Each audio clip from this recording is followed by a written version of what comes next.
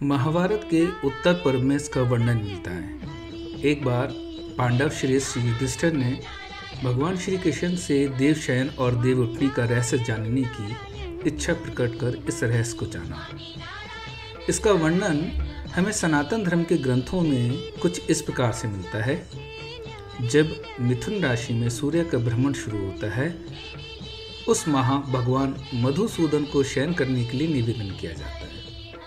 जब तुला राशि में सूर्य का भ्रमण होता है तो उस माह की एकादशी को भगवान जनार्दन को शयन से जागने की प्रार्थना की जाती है। अन्य प्रकार से ना तो भगवान हरि को शयन करने के लिए कहा जा सकता है और न ही शयन से उठाया जा सकता है। इस अलौकिक घटना के पीछे भगवान विष्णु की योग निद्रा का महत्व समझाया है। एक समय योग निद्रा ने अपनी तपस्या के प्रभाव से हरि को प्रसन्न करके भगवान से कहा, भगवान, आपने अपने सभी प्रियों को अपने शरीर में स्थान देकर उन्हें इस संसार में अक्षुण ख्याति वाला बना दिया है। मेरी आपसे प्रार्थना है कि आप भी मुझे अपने अंगों में स्थान दीजिए। उसकी प्रार्थना को सुन भगवान विष्णु ने देखा कि उनका संपूर्ण शरीर तो लक्ष्मी आदि के द्वारा अधिष्ठित है। लक्ष्मी के द्वारा और स्थल, शंख, चक्र, शारंगदा धनुष और असी के द्वारा बाहु, वैंत्या के द्वारा नाभि के नीचे के अंग, मुकुट से सिर और कुंडलों से कान आवृत है।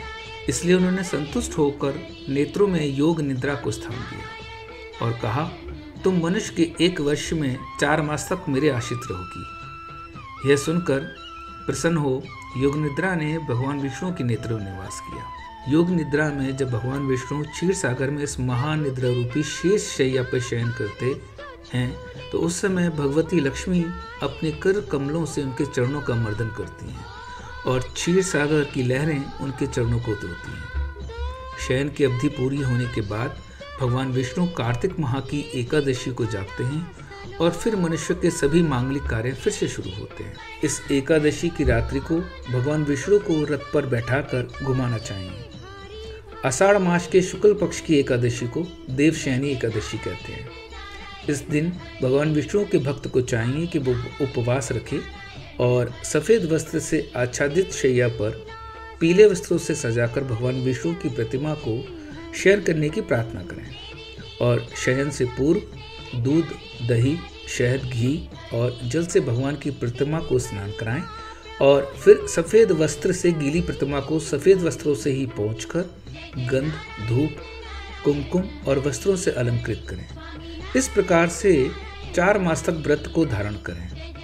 इन 4 महीनों में गुड़ का सेवन का त्याग करने वाला व्रती अगले जन्म में मधुरवाणी वाला व्यक्ति होता है और कटु तेल का त्याग करने वाला व्रती उसके तो शत्रु ही नष्ट हो जाते हैं। इन 4 मासों में जो व्यक्ति योग का अभ्यास करता है वो ब्रह्म पद को प्राप्त कर लेता है और इन 4 महीनों में ही ओम नमो नारायण इस मंत्र का जाप करें तो गोदान जन्य फल की प्राप्ति होती है। इस वर्ष 12 नवंबर को कार्तिक माह की एकादशी, जिसे हम देव उठनी भी कहते हैं, उसको मनाया जाएगा।